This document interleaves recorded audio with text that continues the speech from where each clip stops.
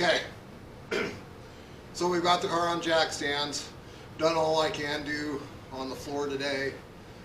Again, I said I was out of oil, or out of gas, out of metal, now out of paint. So can't really go any further on the floor until next week. So this has,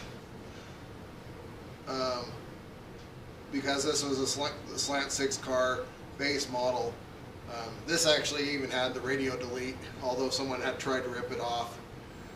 But this car did not even come with a radio. Which means it has the original made of glass Chrysler 7 1/4. When I bought these cars from a guy in Klamath, it came with an A-body 8 3/4. Well, any Chrysler guy knows 8 3/4 is awesome for these, and it will work out great. It'll hold up the power that I'm going to put to this. I think the axle I have has 323s. I don't think it's got a posi or anything like that. We'll find out the first time I shove my foot into it. But as of right now, I don't think it does. But 323s with this car should be pretty good for what I want to do. Should go pretty quick down the road. Shouldn't wind out the motor too bad with the Turbo 400, especially with the big and littles. I think that's what we're going to do. I know. We are going to pull this made of glass 7 1/4 out, and I'm going to stick the 8 3/4 in. Probably get it out today. I'm going to have to get help. It's buried in snow right now. We got another foot of snow. It's the 3rd of March now, and we've gotten about a foot in the last few days. So not great. Kind of putting a damper on things. I've got a friend that his kid's got a YJ here that's got some fuel issues, and he would like to work on that, but I can't get it in here, and so he would have to work on it outside. Well, no one wants to roll around in the snow to go play in a Jeep, so it is what it is. But for today, we're going to pull this off. I'm going to try and save the brake lines and all that stuff off this, because I think I need them for that other rear end. They came from a wrecking yard, so they pulled a stud, so I'm going to have to find a stud because that's how they drained it. But I'm sure it's just a 5/16 fine thread stud. The downside to this, so they did what everybody does. They put air shocks on this with overload. I probably am not going to run the overload. I think I'm just going to add a leaf. But I call me old fogey, whatever, but I think I'm going to put air shocks back in the back of this. I did it. I would have done it in school. I know it doesn't make the ride better or anything like that. It certainly doesn't help launching or anything like that. But it makes the car look cool. That's what we're going for. It's going to be cool. As cool as you can make a 68 Plymouth Valiant. I think it'll be alright. But yeah, so I'm going to time lapse all this, and we'll get to pulling all this out and show you what it looks like when it's on the ground. Alright, let's get after it.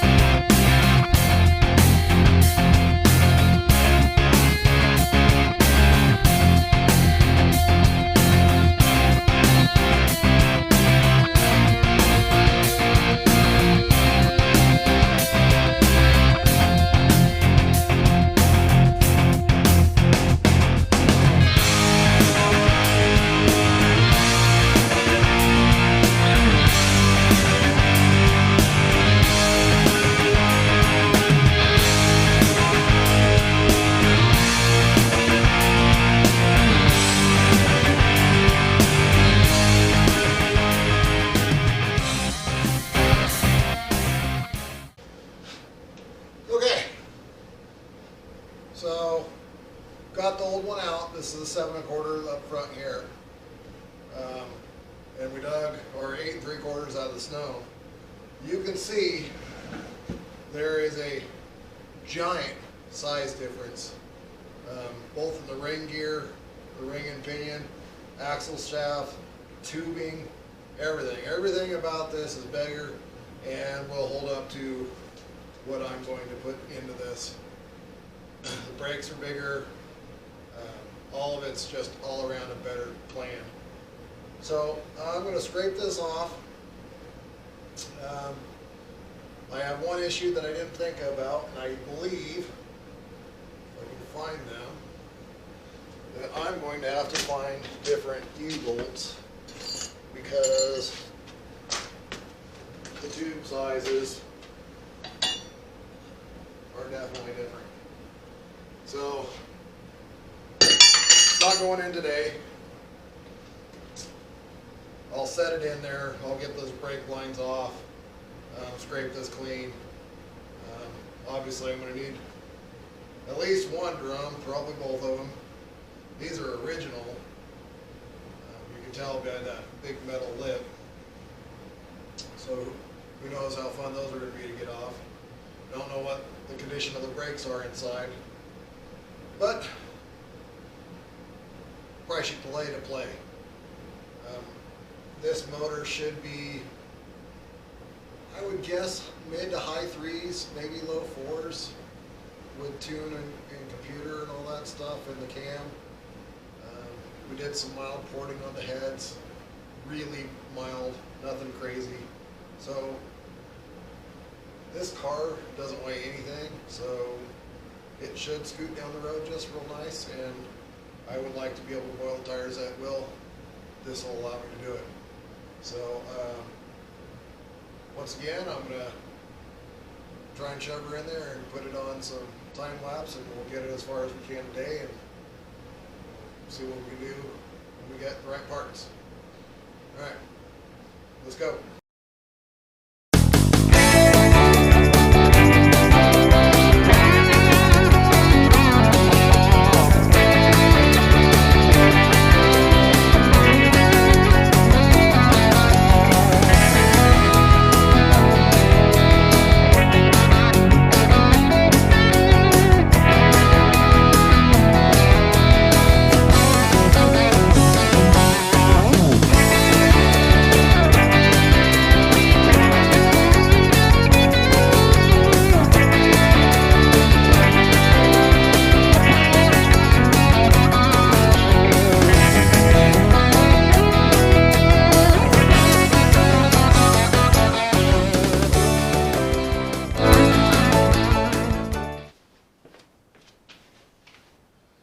Alright, the sun's totally in my face and this is horrible, but you can probably see me pretty good.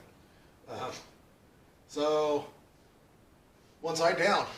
Everything, once you have all the right parts, goes pretty smooth. Drum brakes are a piece of cake, as long as you have the parts. So I've got one side down, all my parts are good, all my parts are right, so no question there anymore. We're going to, again, sorry my face, sun's going down. So I'm going to go the other side. The other side of this axle sat in must have sat in some water or puddle or something. It's pretty rusty. So I'm going to get that cleaned up, and then we'll bring it around and we'll get that side going, and then on to shocks. So good. By the way, if anybody has a Mopar ball joint socket, I could use one. If you want to bring it by, I'd appreciate it. All right, we'll catch you next. Okay, so it's occurred to me that some of you may have not done actual drum brakes because they're, well, old, a little antiquated now. But there's a billion cars out there running drum brakes, so don't let anybody tell you that they're inadequate. Totally.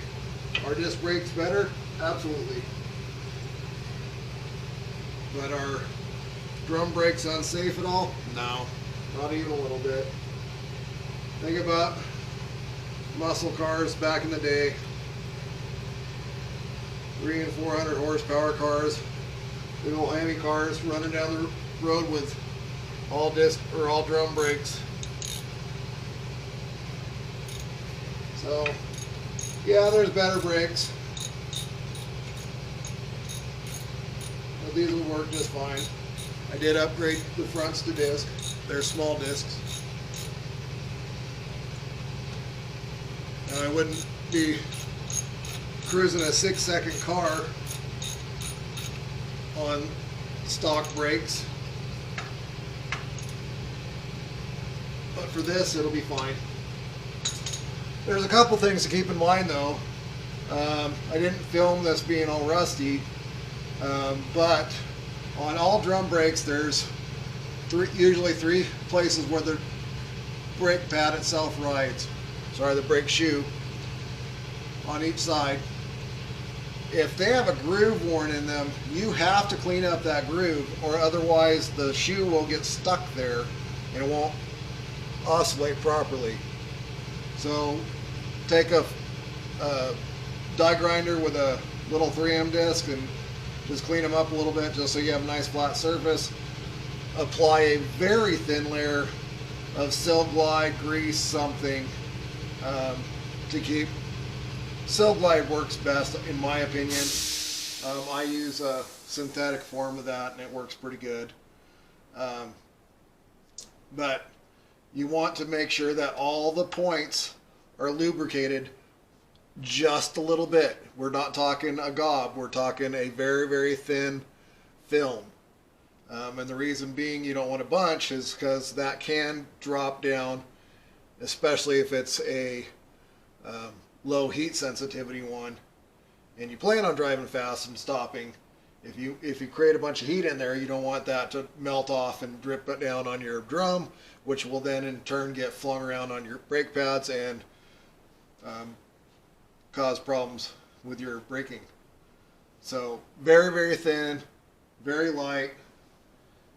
When I do it, you won't even be able to see it. Just a little tiny bit. Very, very small. That's just, like I said, it's just to keep those points moving. You don't want a bunch. On the parts that go in the wheel cylinders, these, they're rusty, but I also just put a little bit in there just to help them slide in.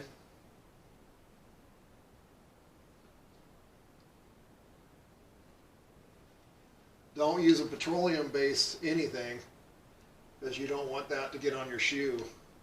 Sil Glide is a silicone base. This is your brake adjuster. They're only on rear brakes. Well, they are on front brakes as well, but on the rear they're self-adjusting. So every time you back up or hit the e-brake, in theory, these should adjust and stay adjusted. They are self-adjusting. The self-adjustment part of it, kind of after years of work, tends to stop working. So make sure that that's lubed. This is where the self-adjuster rides, and you also want a little bit on there.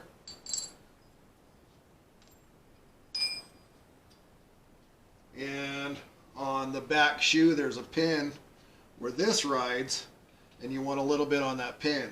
Again, not very much, just a little bit. And then I always put a little bit, this goes right here, and it keeps your shoes in, and I always put a little bit in there just to keep it so it doesn't seize up. Just a little bit. So let's get assembling, and we'll put this side back together. Something else to keep in mind when you're putting this stuff back together, don't handle your brake shoes with the gloves you just used to rub your silicone on. That will cause you problems and contaminate your shoes.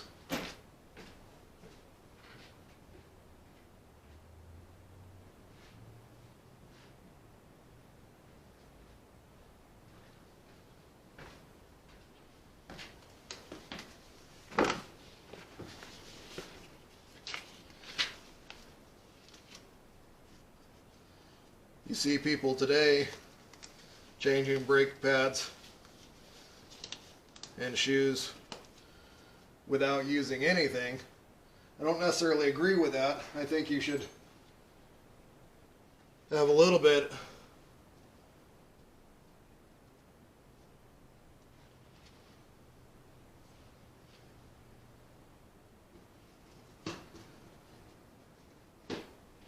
if you get oils and stuff on your hands, well, you have oils on your hands, sorry, and those can cause you issues. So it's just a good idea to try and keep your hands and stuff off the materials as much as possible. So I always try to wear gloves. You can't always. I mean, sometimes you're on the side of a trail or whatever. So just try and keep it as clean as possible. And if you can't, make sure you brake clean everything very, very well. Lack of clean will contaminate the pad or shoe and will degrade your braking at some point. I'm sure there's going to be people that argue with me, but in my experience, what I'm saying is true.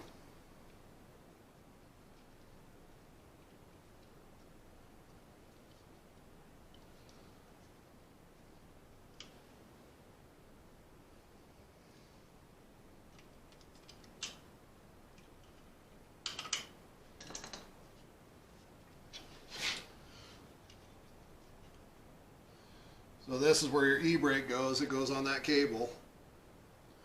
And all I do is I pull that spring back a little bit. You're not cutting it. I just use my dikes to hold that cable out a little bit. Hold that spring back. And you just slide it in there and let the spring go and it holds it. And then on Mopars,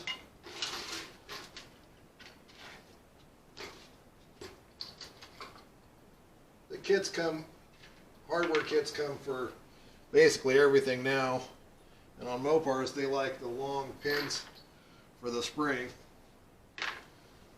so it goes right there, and you can kind of see where it goes. So there's a hole, there's lots of holes in here and all of them do a different thing. So this is the hole that we want right now.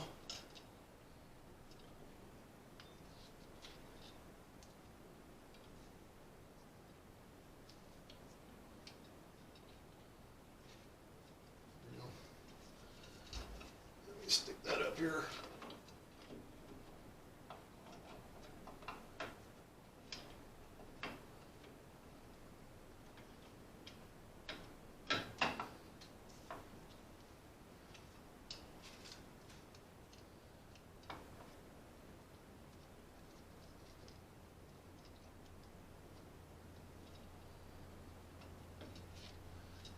Days when you just can't do nothing right.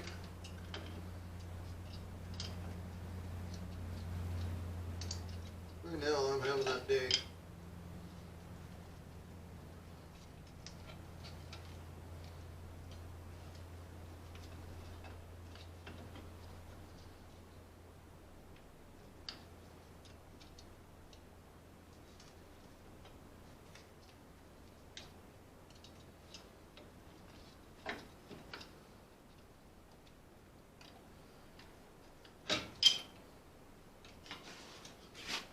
I think the cable's pulled back.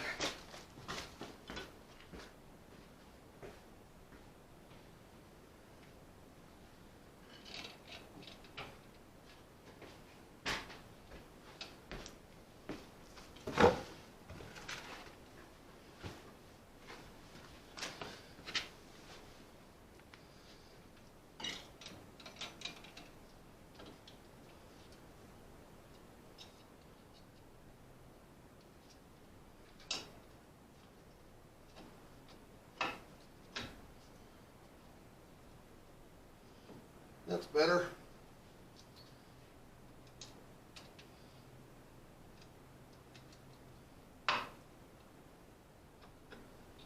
Slide a base on.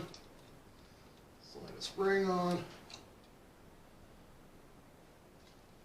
Slide a keeper on. And if you have strong fingers, you can just shove it on there.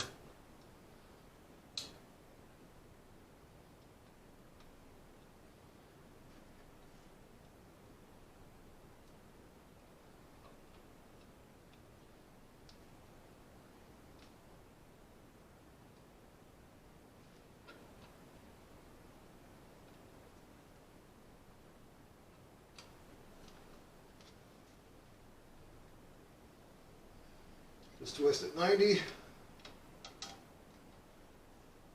Make sure it seats, and you're good to go.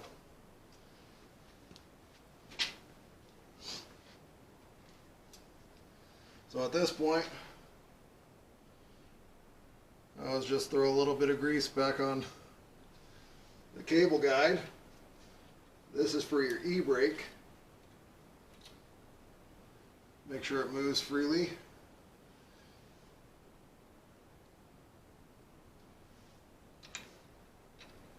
Stick that up there.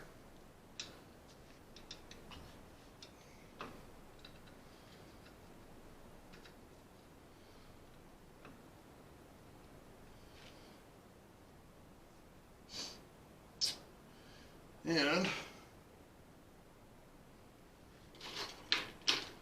you grab your longer one. That goes in the hole.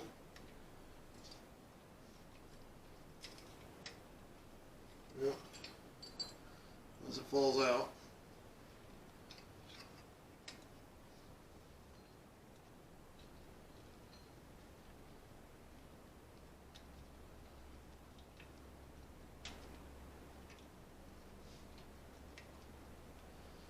It goes in the hole.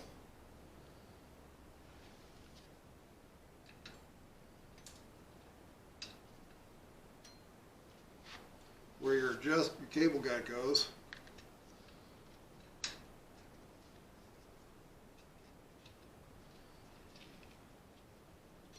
And your cable goes. Grab your tool.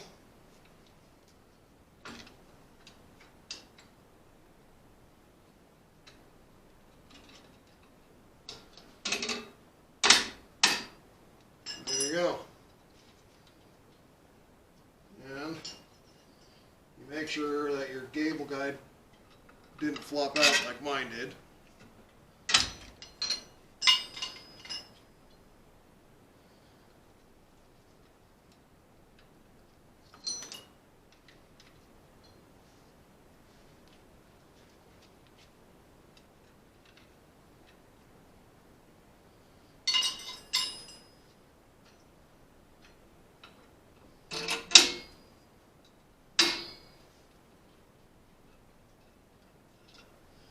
Just lay it right there for right now. And then the next thing, your spreader bar. This goes between the front and the rear shoe. And then we do the front shoe.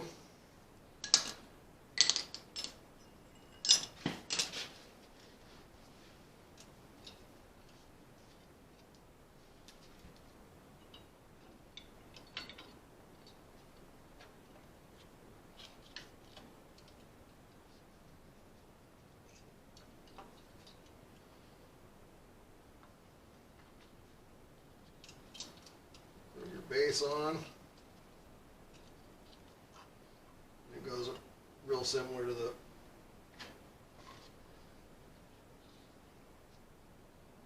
rear shoe. Hold that up there.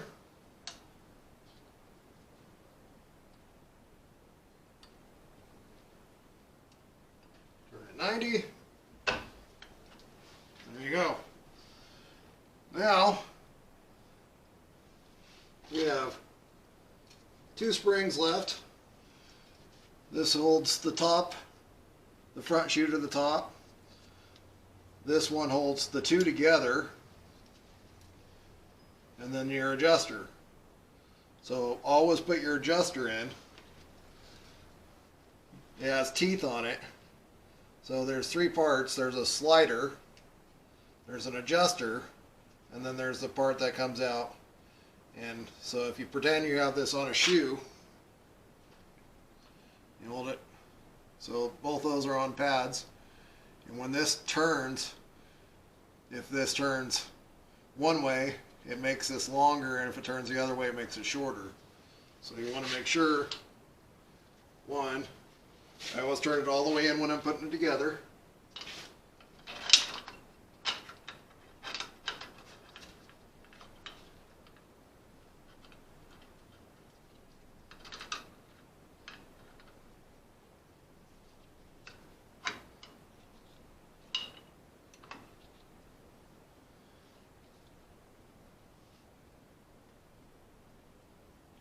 This one goes.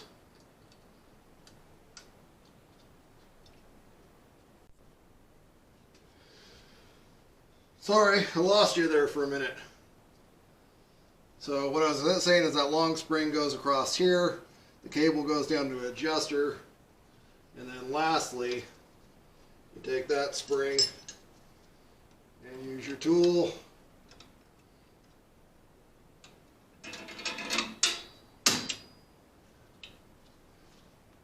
And you don't do that.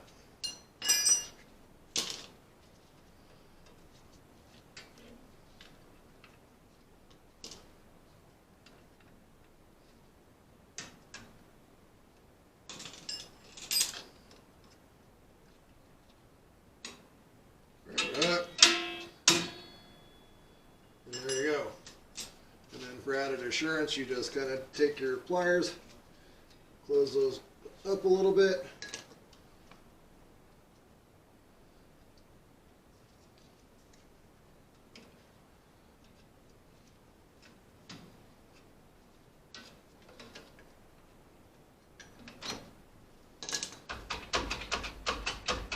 Make sure you move good.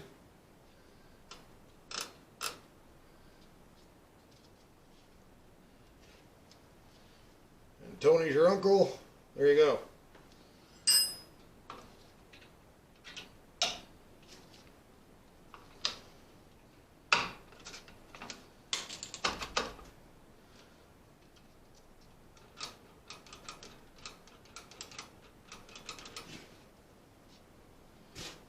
Okay.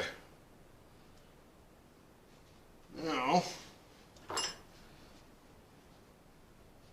got a brake hose to put on and a drum.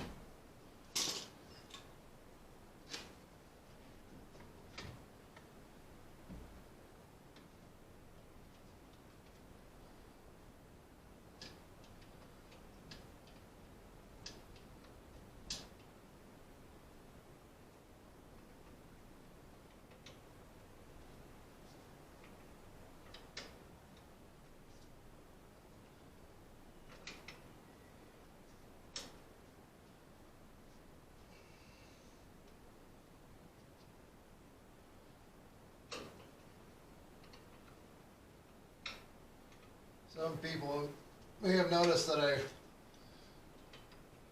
been bending these old brake lines out of the way. I'm reusing the ones that came on the car, as they're in better shape than the ones that I'm putting on. So there we go. That's the way it works.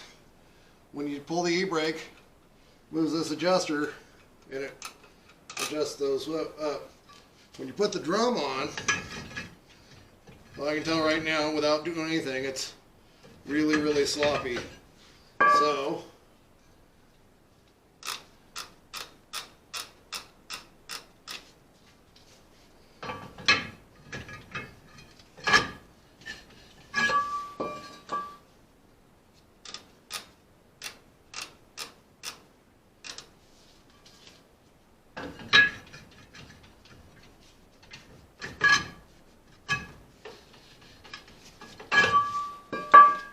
what I do is I adjust it so it just won't go on, and back it off a little bit just so there's a little tiny bit of drag.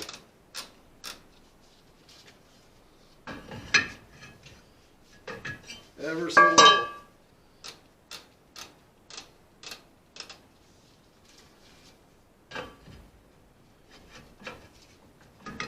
See, it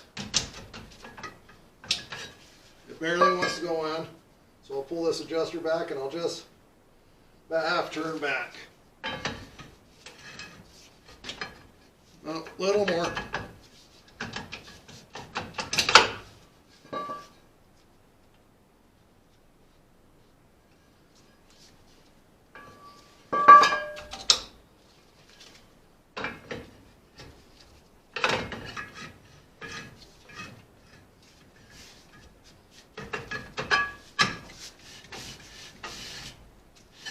There we go. Now if I had tires, I could put wheels on it. I don't. They should be coming, but they're not here. Alright, there we are. Drum brakes on. Of course they're not bled. I've got to work on the front brakes yet before I can do that.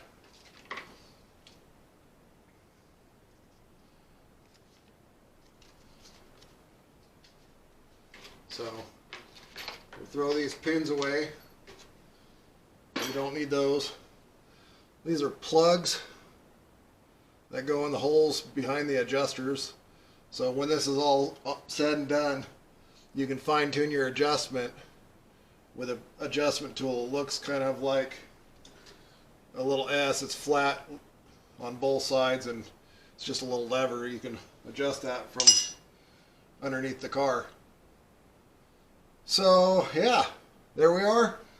I'm gonna shut it off and I'm gonna round up parts, clean up this dust, and see if I can come up with the stuff I need for the shocks. Maybe we'll do shocks today.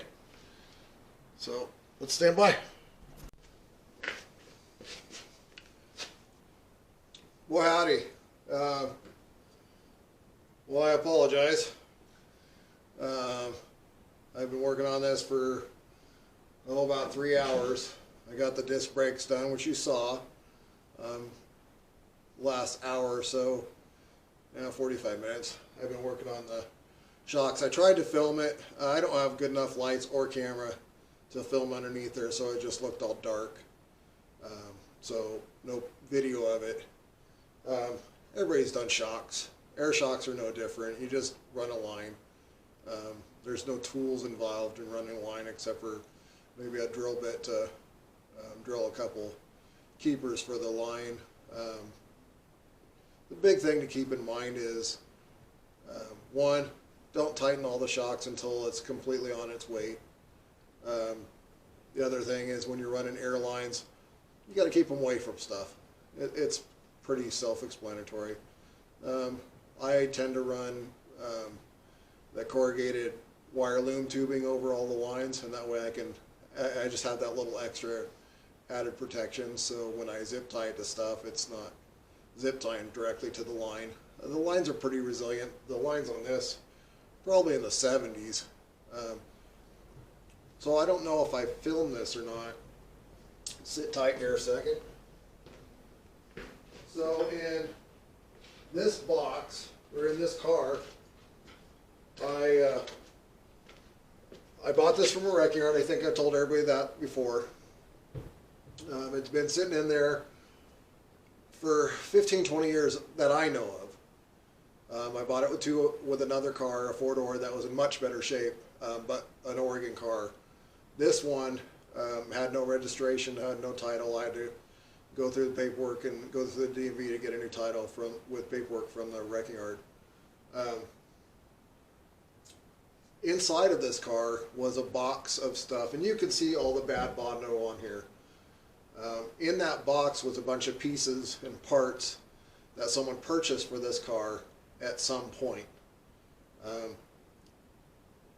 The odd thing is, in the bottom of that box with the parts and the sandpaper from this Bondo was, at the very bottom, was a paper, a newspaper.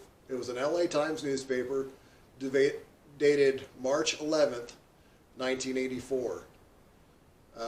Today is March 14th, 2024.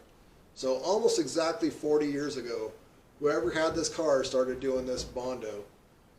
And I don't think it's been driven since then. And let me tell you why. That box had been in, so no, when I bought this car, there was no seats. The front seat was there, but it was just sitting in there. And it was rotted and garbage, along with the floor, obviously. There was no back seat, and that box had been sitting inside this car for so long that it molded around the brackets that hold the back seat in. And and the box was dry. It wasn't rotted. It's not garbage. I mean, I could probably still stick stuff in it. So that paper kind of dates when this car started being worked on, which I thought was pretty neat just in itself. But when I started, so I bought a bunch of parts from that gentleman in Roseburg, and we went and picked all that stuff up.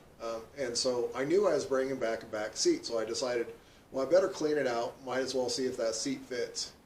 And when I was cleaning that stuff out, there was a rear bumper that doesn't fit this car.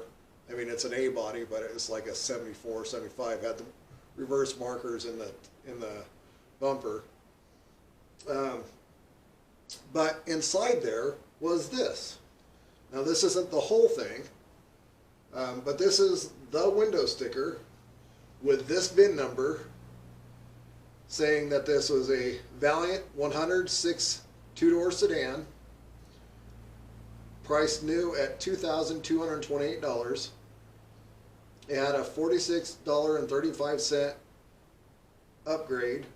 It had the automatic transmission, which was $171.65 upgrade. It has California State AM, I'm not sure what that is. Deluxe tires, black wall tires, not red lines. Giving a subtotal of $2,598.40 with a destination charge of $123 for a grand total sticker price of $2,721.40 on this car. This is like I said, this is a 68 Valiant. So I thought that was pretty cool. This is the original part of it. I mean, there was another part, but this is the window sticker that was on this car when it was new. Pretty neat. But keep in mind, at this point, I am $200 for an axle. I am in the brakes, $400 total. I'm into the disc brake conversion stuff, $500. Tires, I'm in another $400. Wheels, another $200. So that's up pretty quick, and that's not including the motor, the transmission, the oil pan, the radiator, which I got a deal on, the exhaust manifolds. I will be into this car just to get it running and driving, not including body work. well, including the floor, for more than this car costs new, which is pretty neat. A little sad. But, so right where we're at right now, the rear end is bolted in, the rear brakes are done, air shocks are on, they have air in them, they are holding, we have no leaks. I have a yoke to stick in the transmission so I can measure for drive shafts. I am going to have to pull this yoke off. It appears that it's got a couple broken bolts on it, so I have to see if I can get those out or not. But yeah, headway is being made. I gotta lube up the e-brake cables, attach them. One of them needs to be attached to the body, but the e-brakes will work. All that's good to go. My air shocks are in. As soon as my tires get here, hopefully next week, I'll have the back tires, the back of this car done. And then all I got to do is work on my exhaust, tranny cooler lines, radiator hoses, wiring, and it should fire. So, headway, we are currently, I think we're the 14th or 15th of March. So I got 2 weeks. The dates are slipping away. May or may not get it running by the end of March, but it won't be too far in April before it is running. That being said, I also have news. My doubler for my buggy just shipped today, so we're on our way. So that's where we're at. Stay in touch. Keep watching. I got to find a clip for the e-brake hose, and then we'll bring it back when we have some more parts. We'll see you next time.